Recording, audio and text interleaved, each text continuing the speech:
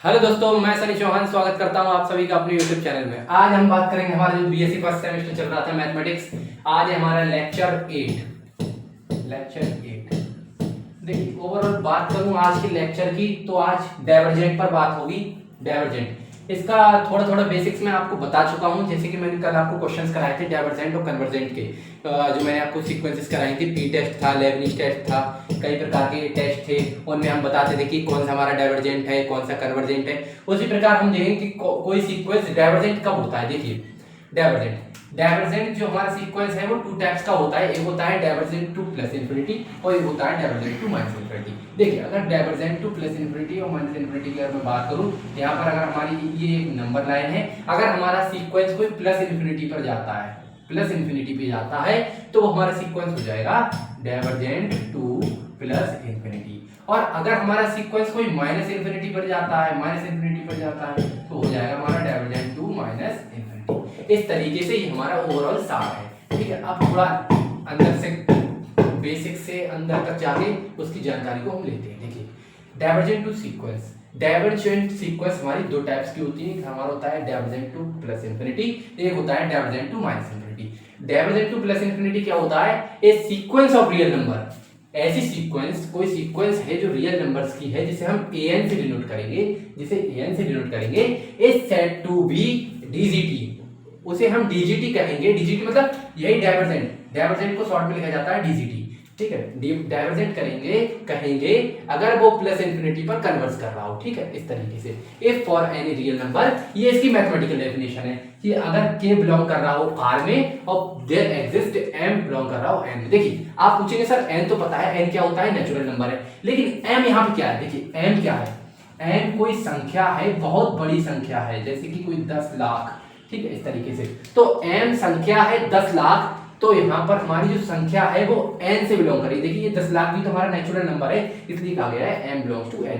ठीक है, इस प्रकार देखिए, k हमारा कोई नंबर है, k कोई कांस्टेंट नंबर है जिसे हम मानेंगे वो हमारा रियल नंबर से बिलोंग कर रहा है। ठीक है, सच दैट इस प्रकार है जैसे कि an बिलोंग कर रहा है हमारा k, इंफिनिटी। देखिए, अगर इसकी मैं बात करूं k, इंफिनिटी, अगर मैं एक नंबर लाइन की बात करूं, यहाँ पर देखिए ये हमारा नंबर लाइन है।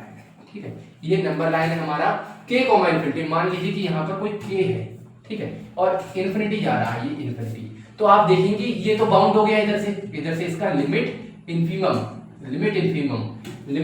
के तौर पर ये बाउंड हो गया। ठीक है, और ये इधर चला जा रहा है, इधर से ये बाउंड नहीं है।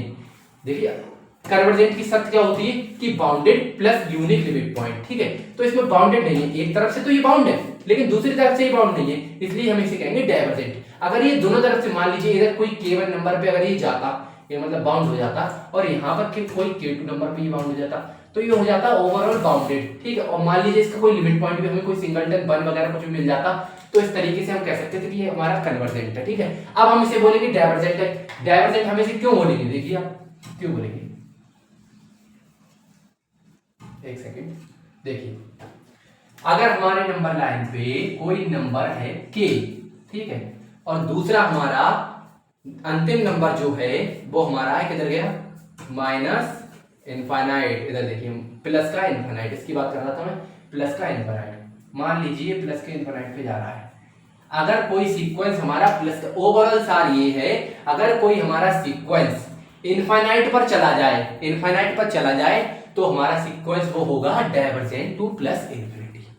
और दूसरा हमारे लैंग्वेज के रूप में लिखेंगे हम, और के रूप में देखिए an किस प्रकार का होगा?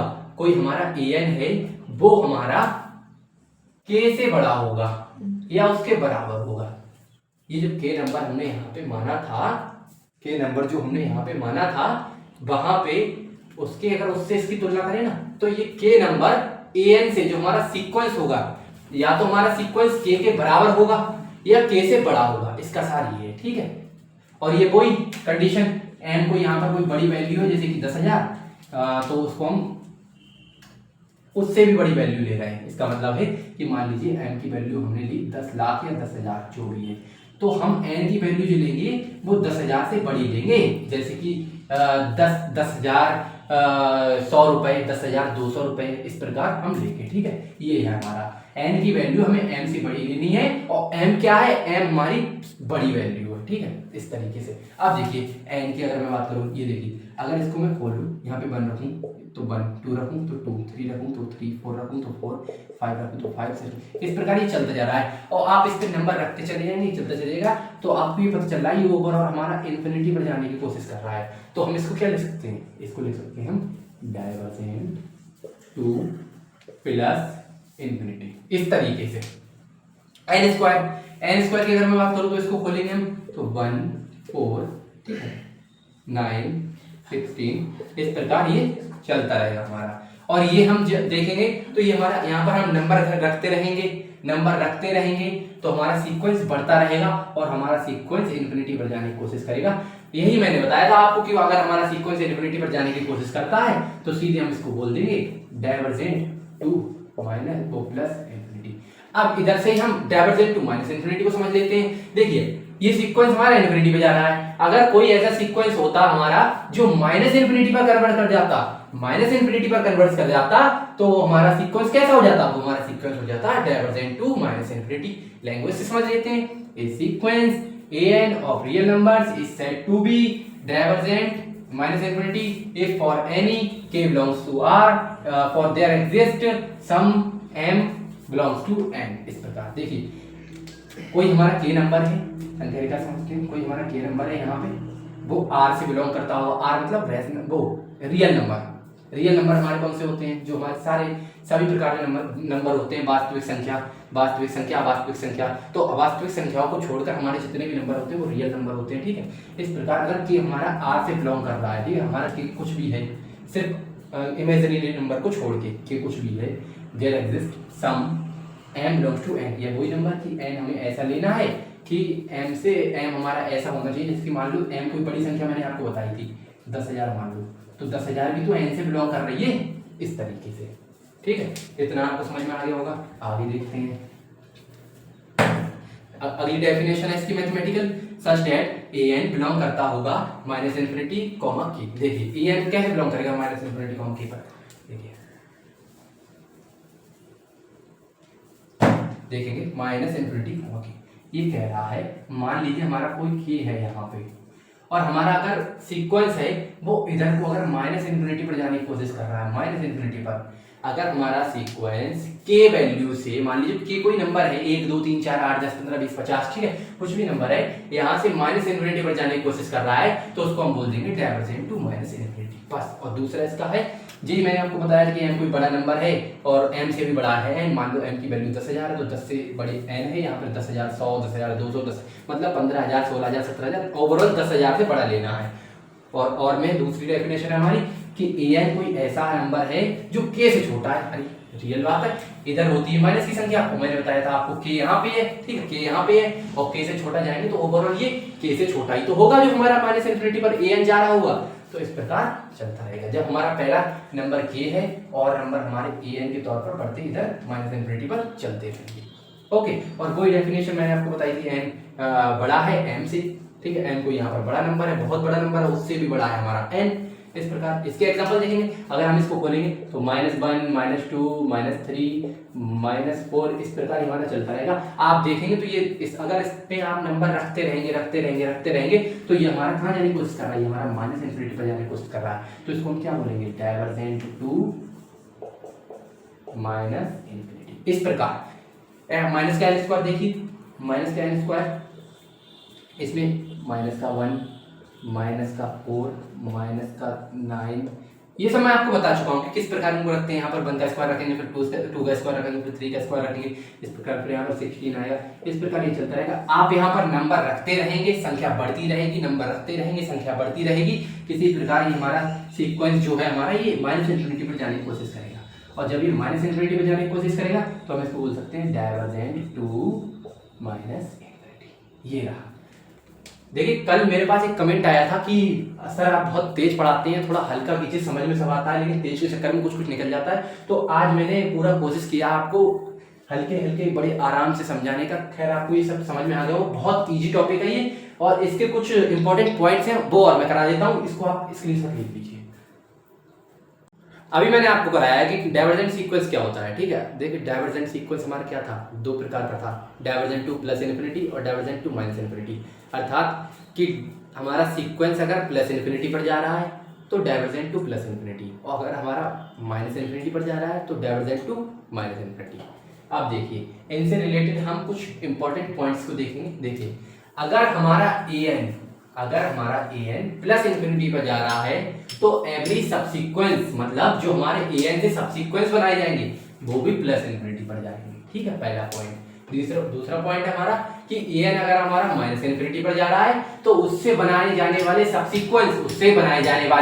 सब्सीक्वेंस भी प्लस इन्फिनिटी पर जाएंगे। और इधर देखिए तीसरा पॉइंट हमारा कि अगर हमारा सीक्वेंस मोनोटोनिकली इंक्रीजिंग है तो एदर CGT और DGT प्लस इन्फिनिटी। इसका मतलब है कि अगर हमारा सीक्वेंस मोनोटोनिकली इंक्रीजिंग है तब वह या तो CGT होगा यानी कि कन्वर्जेंट होगा या DGT होगा। समझ रहे हैं आप? इसके एग्जांपल देखिए अगर हमारा सीक्वेंस है n, ठीक है, तो ये हमारा क्या होगा, n है तो क्या होगा, ये इस पे 1 रखेंगे, 2 रखेंगे, 3 रखेंगे, 4 रखेंगे, इस प्रकार चलता रहेगा। तो हमारा क्या है, ये हमारा होगा डाइवर्जेंट इस प्रकार, ठीक है। और इसका एक और एग्जांपल दूं अगर मैं आपको, तो 1/n लीजिए, इस पे लिखिए 1/n। अगर यहाँ पर मैं इनफाइनाइट रख दूं तो ये 0 पे चला जाएगा, तो ये हमारा हो गया कन्वर्जेंट इस प्रकार। ये देखिए माइनस का है यहाँ पर, क्योंकि मोनोटोनिकली इंक्रीजिंग सीक्वेंस जो होता है उसका माइनस में बढ़ता चला जाता है, ठीक है, इस प्रकार। अगर यहाँ पर हम 1/2 रखेंगे, 1/3 रखेंगे, 1/5 रखेंगे, अगर माइनस नहीं होता ना तो ये मोनोटोनिकली डिक्रीजिंग हो जाता। अगर माइनस लगाएंगे तभी ये मोनोटोनिकली इंक्रीजिंग होगा। ये रहे हमारे इसके एग्जांपल थर्ड वाले की, monotonically increasing sequence either CGT और DGT टू प्लस इन्फिनिटी। अगर हमारा सीक्वेंस मोनोटोनिकली इंक्रीजिंग है तो भाई CGT होगा, कन्वर्जेंट होगा या डाइवर्जेंट होगा, दोनों में से एक होगा। एग्जांपल रहा डाइवर्जेंट का ये, कन्वर्जेंट का रहा ये, ठीक। चौथा देखिए monotonically decreasing sequence either CGT और DGT टू प्लस इन्फिनिटी। इसका मतलब है कि अगर हमारा सीक्वेंस मोनोटोनिकली डिक्रीजिंग, इसी की तरह अगर हमारा सीक्वेंस मोनोटोनिकली डिक्रीजिंग है, तो या तो वो CGT होगा या DGT होगा, यानी कि या कन्वर्जेंट होगा या डाइवर्जेंट होगा।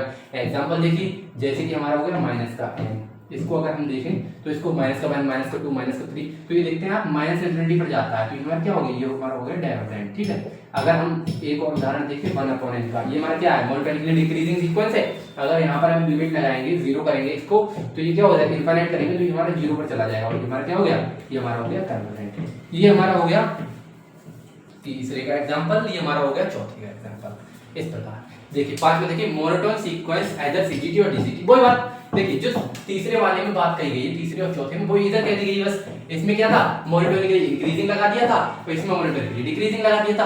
अगर इन दोनों को मिक्स कर दें, मोनोटोनिकली इंक्रीजिंग और डिक्रीजिंग सीक्वेंस को एक ही में ले लें, तो वो हमारा मोनोटोन सीक्वेंस हो जाता है। मोनोटोन सीक्वेंस आइदर CGT और DGT। मोनोटोन सीक्वेंस हमारा या तो CGT होगा, कन्वर्जेंट होगा, या DGT होगा, डाइवर्जेंट होगा। देखिए छठा क्वेश्चन, मतलब सॉरी छठा point, an is DGT to plus infinity minus an is DGT to minus infinity. इसका मतलब है कि अगर हमारा an प्लस इन्फिनिटी पर जा रहा है तो हमारा माइनस के an जो है वो हमारा माइनस इन्फिनिटी पर जाएगा। जैसे कि n है, ये देखिए छठे वाले का उदाहरण दे रहा हूं मैं आपको, n है ये वाला सीक्वेंस, ये हमारा 1 2 3 4 5 इस प्रकार चलेगा, ठीक है। अगर ये an है हमारा, ठीक, an है, ये प्लस इन्फिनिटी पर जा रहा है, ये देखिए प्लस इन्फिनिटी पर जाने की कोशिश कर रहा है, और अगर हम इसमें ही माइनस लगा दें an में, ये an है ना, इसमें अगर माइनस लगा दें तो ये हमारा कहाँ जाएगा, -1 -2 -3, इस पर ये हमारा कहाँ जाने की कोशिश करेगा, ये हमारा माइनस की इन्फिनिटी पर जाने की कोशिश करेगा, ये प्लस की इन्फिनिटी। इसलिए इसका बोला गया है कि an हमारा अगर डाइवर्जेंट है प्लस इन्फिनिटी पर, तो अगर हम an के माइनस लगा दें तो वो डाइवर्जेंट होगा माइनस इन्फिनिटी पर।